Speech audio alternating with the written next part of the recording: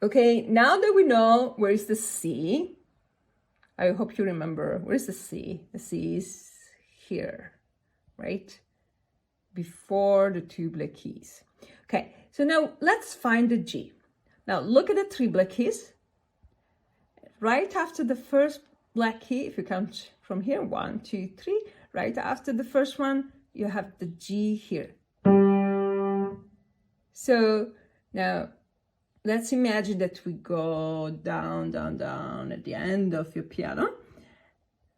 Actually, you know what? You should have a piano in order to practice those exercises. So if you don't have at least a keyboard, I don't know. Well, anyway, so 3 black keys, G. Then find another G.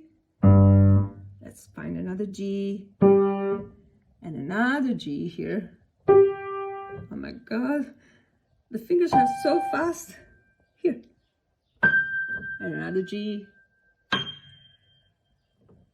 Okay. So now pause this video and practice finding the G on your keyboard or piano.